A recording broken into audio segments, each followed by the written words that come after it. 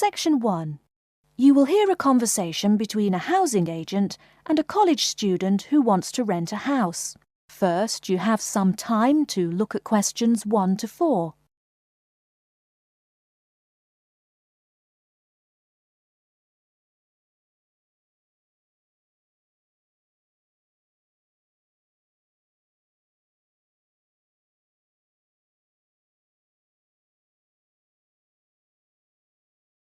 You will see that there is an example which has been done for you.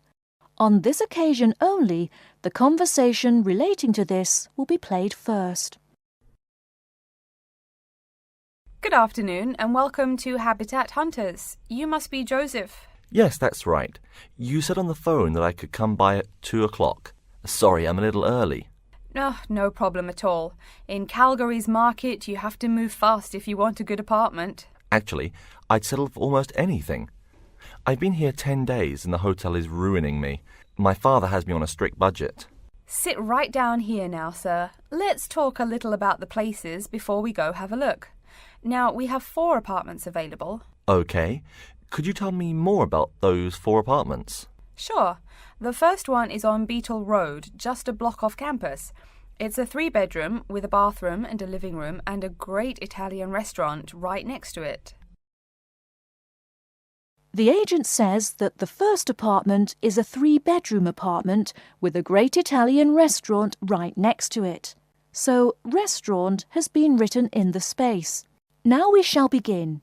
You should answer the questions as you listen, because you will not hear the recording a second time. Listen carefully and answer questions 1 to 4.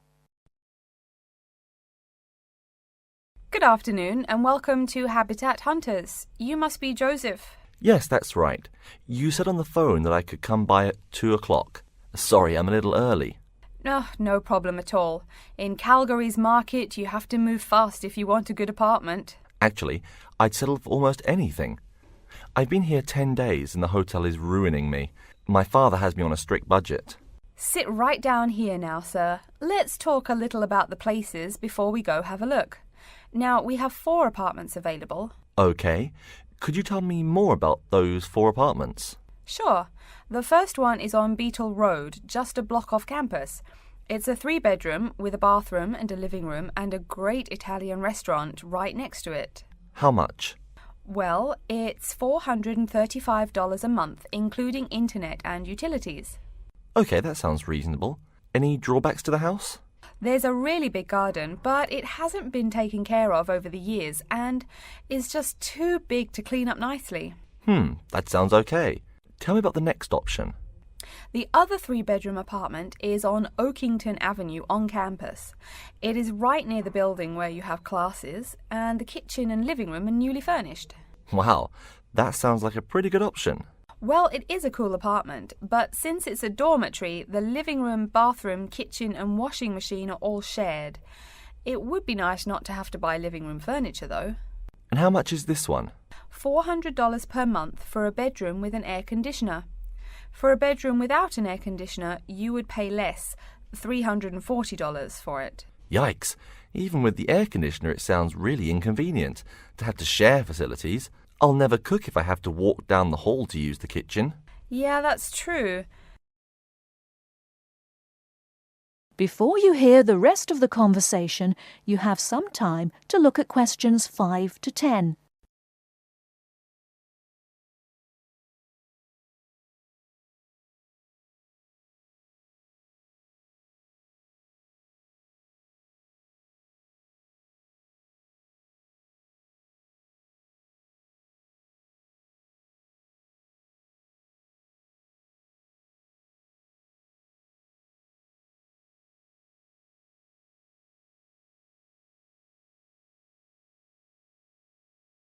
Now listen and answer questions 5 to 10.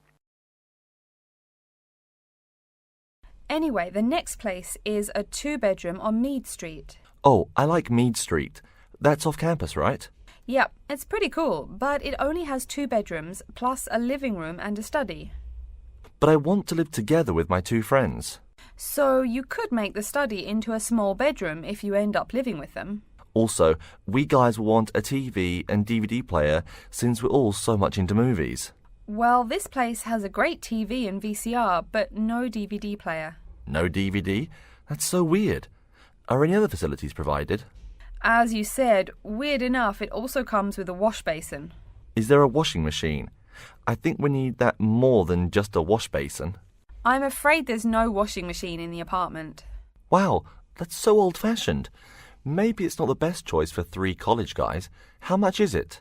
Well, it's $600 per month, but of course it would be cheaper if you made it into 3 bedrooms instead of 2. Where is the apartment located? It's 2500 Mead Street, where there are a lot of bars. It would be affordable, but it would get pretty noisy. And that sounds really expensive for an old place in a noisy area. How about the last place? This one's on campus in the Devon Close complex. It's a 1-bedroom, so it will be a little quieter than the Mead Street place. 1 bedroom, huh? That could be good for focusing on my studies. What else does it have? It comes with a living room and a study, and includes a really nice lamp in the study that has a bunch of different settings. You know what else is cool? There's a dining hall downstairs, so all evening meals are free. You can purchase breakfast and lunch, but meals after 6 p.m. are free. Wow, this place sounds too good to be true. Is it really expensive? It's all right, $500 per month, but there's no bathroom. What? No bathroom? Well, there's no bathroom in the apartment, but there's one at the end of the hall. Thanks. I think now I just have to decide whether I want to live alone or not. Yeah, which one do you prefer? I think I'd choose either this apartment or the one on Beetle Road. Okay, you'd better think about it, and then you can contact me ASAP. Fine. Thanks for your help. You're welcome. That is the end of section 1. You now have half a minute to check your answers.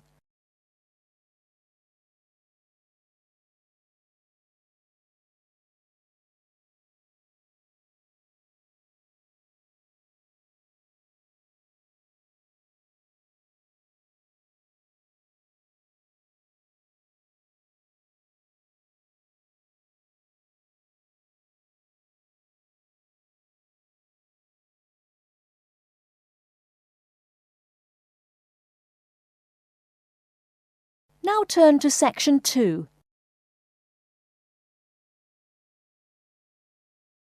Section 2. You'll hear a talk about the waste collection in Baltimore.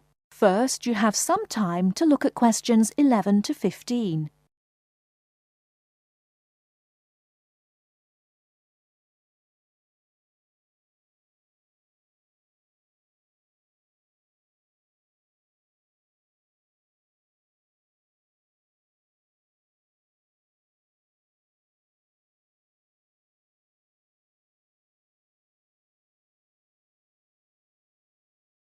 Now, listen carefully and answer questions 11 to 15. Hi folks, my name is Loretta Johnston, and I'm here from the Baltimore Department of Public Waste. Thank you for coming out to our community meeting tonight. I've got a few words to say about the waste collection here in Baltimore. First, there's the sorted collection bins themselves. They're made of sturdy, solid material, so none of your trash can seep out or puncture the bin. Also, since these things sit out on the curb overnight, rain or shine, they have to be waterproof. We can't have water getting up in it and filling up the bin. Remember to pay attention to which bin is which and sort your waste accordingly.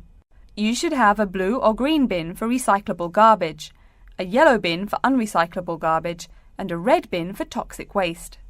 Our citywide waste management is divided into 2 services. The first is commercial waste collection, or trash collection from buildings. The majority of building waste is paper, which goes in the blue or green bins. You'll notice in your office buildings there are signs that warn you not to overfill these bins. All that paper adds up, and an overflowing bin is infinitely harder for collectors to carry to the truck and empty. Aside from paper, another large source of building waste is metals. Metals such as tin and aluminium can be put in the yellow recycle bins, but metals like lead and copper should be disposed of in the red bins. These heavy metals are harmful to the environment and exacerbate our city's existing pollution problem. That's about all the information you need for building waste. Moving on to the second service, household waste collection is probably what you primarily think of when you think of what we do here. Many of the same guidelines apply, the sorting is the same, etc. Please remember to keep garbage like kitchen waste in a plastic bag. It makes collection easier and lessens the abominable rotten trash smell. Before you hear the rest of the talk, you have some time to look at questions 16 to 20.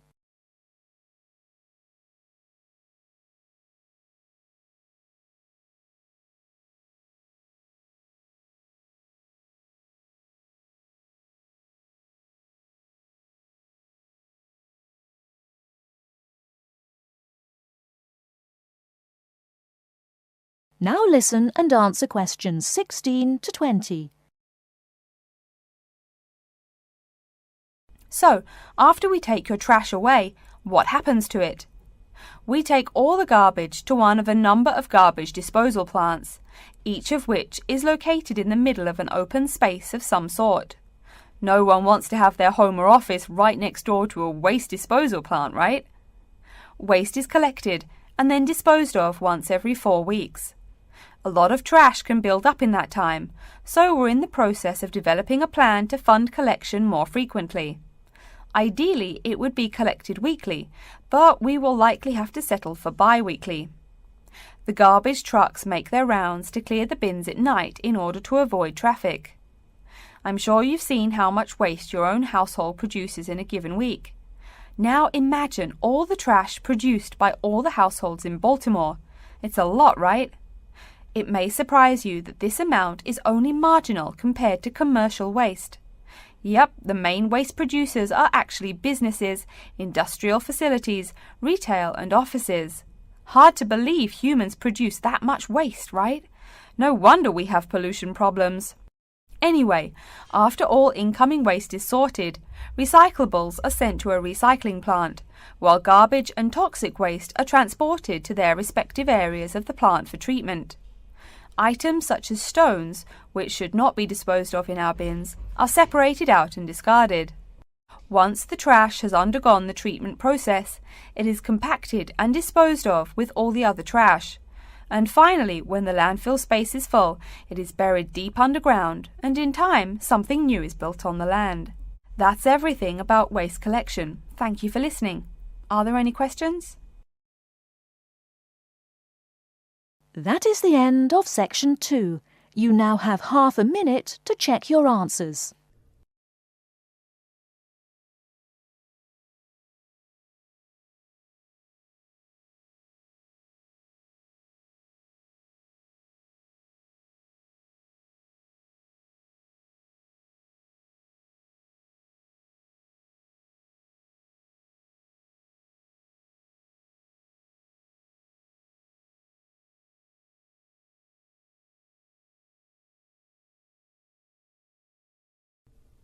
Now turn to section 3. Section 3. You will hear a student called Julie talking to her classmate named Ricky about a new essay that Professor Johnson assigned. First, you have some time to look at questions 21 to 24.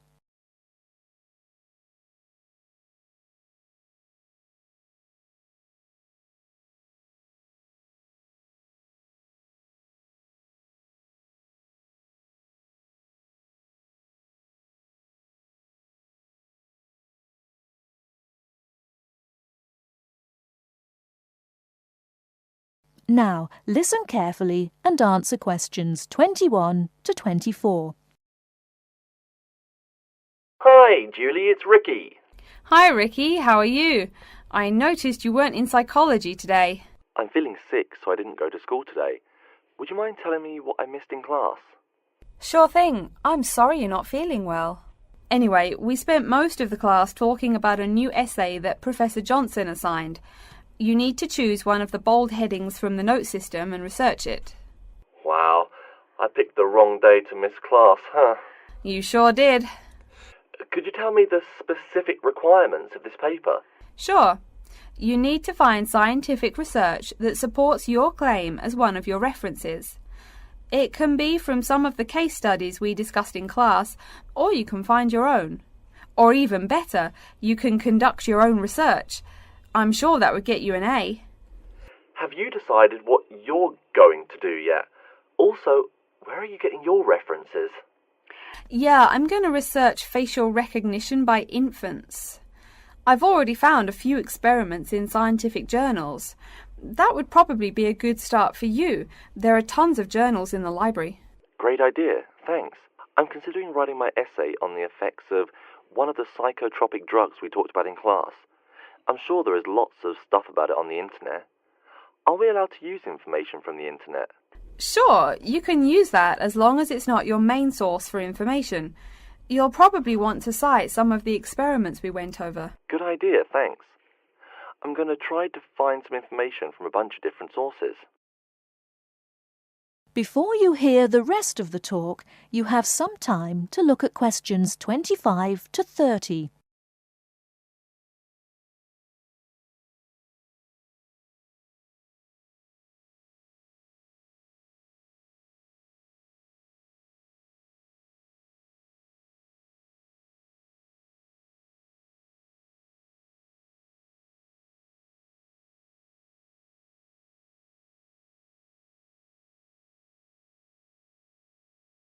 Now listen and answer questions 25 to 30.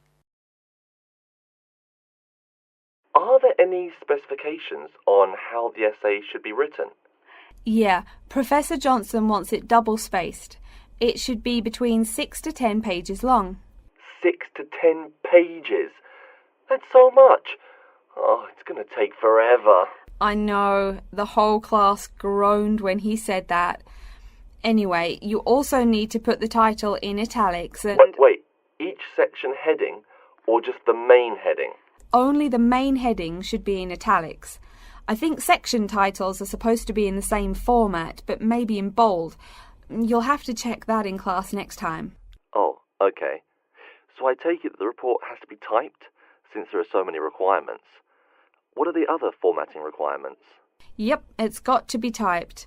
Aside from that, there are still a few more specifications. You should number each page. Make sure it goes up in the top right corner. Okay, I'll make sure to write that down. I always forget to number the pages. Do we need to title and date each page too? You need the shortened title on every page, but no need to include the date. That should just be on the cover page. Okay, thanks. No problem. Also, make sure the margins are 3.25 pixels wide. What? I'm not even sure how to do that. Oh, it's okay, I can show you. It's really easy. I think that's all the directions he gave us. A lot of formatting requirements, but we have the freedom to research many things that we like, so that's good.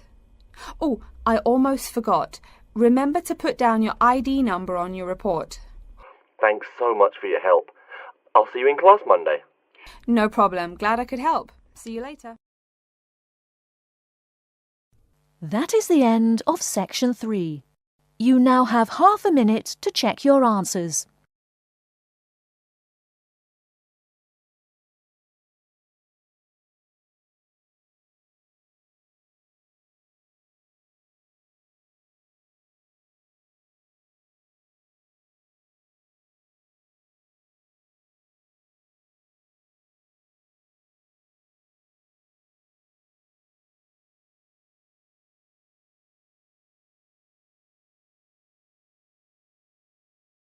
Now turn to section 4.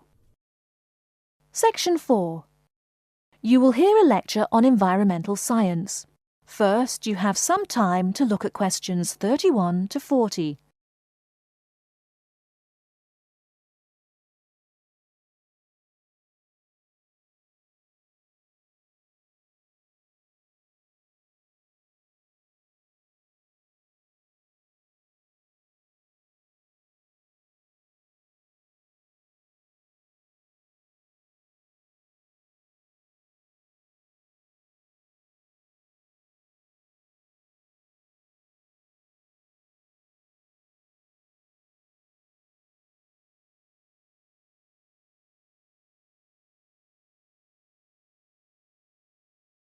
Now listen carefully and answer questions 31 to 40. Good morning and welcome to yet another lecture in environmental science. I don't think I'm telling you a secret when I mention that water is a big worry here in Australia. The stuff is scarce. Perhaps that's why we drink so much beer, eh? Seriously though, a safe and reliable source of water is one of the great concerns of people everywhere.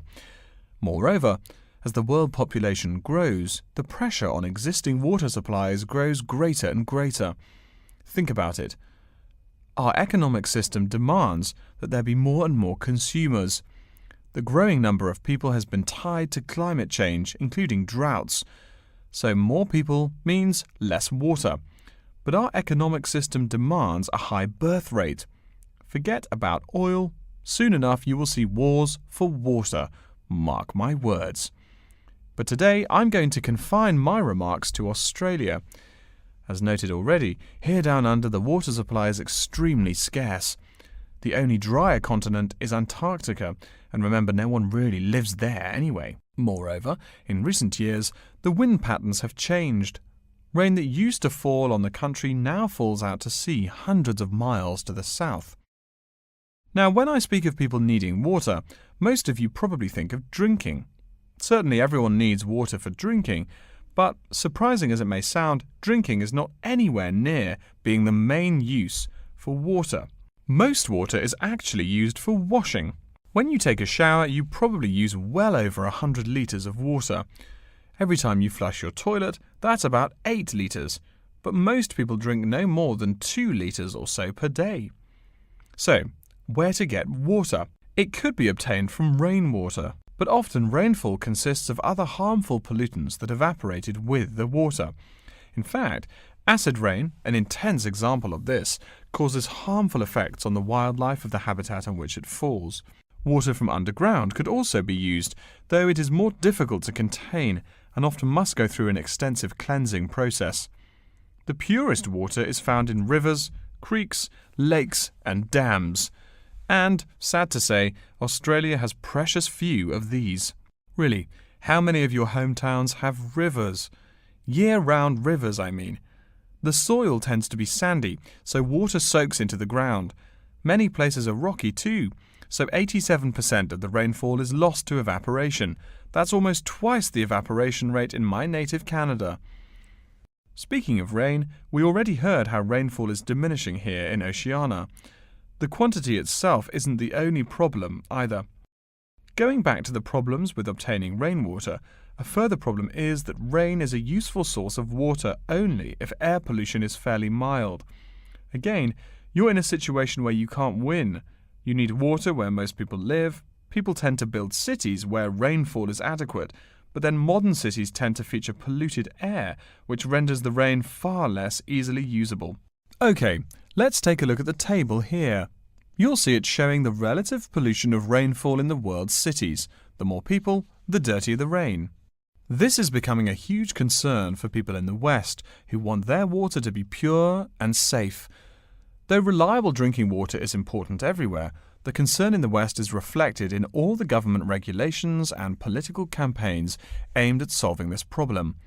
In contrast, there are not as many demands made on the governments in Asian and African cultures to improve the water, as their focus is on other issues. Now, whatever the source of water, we can never afford to forget that all water is highly vulnerable to contamination. Whether we're getting it from the ground, from bodies of water or rainfall, it is susceptible to a variety of toxins.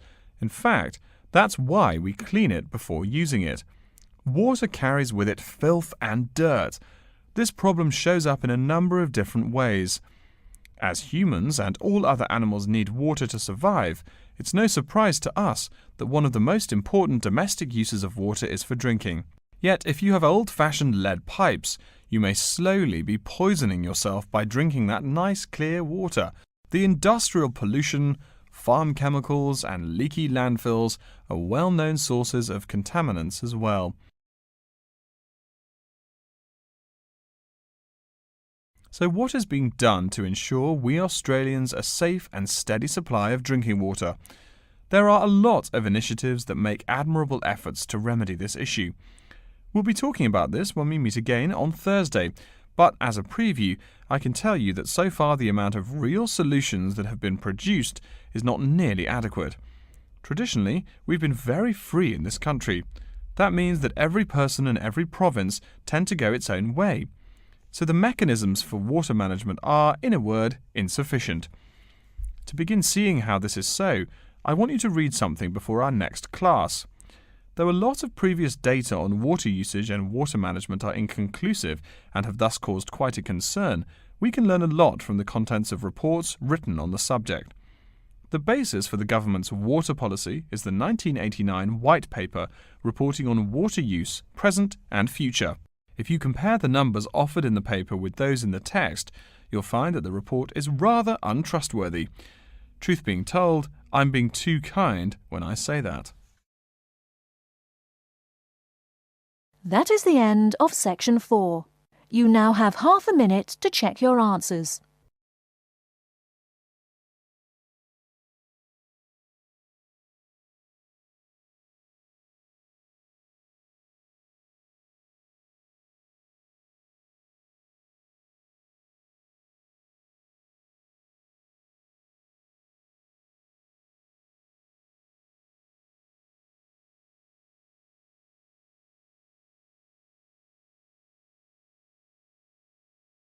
That is the end of the listening test. In the IELTS test, you will now have 10 minutes to transfer your answers to an answer sheet.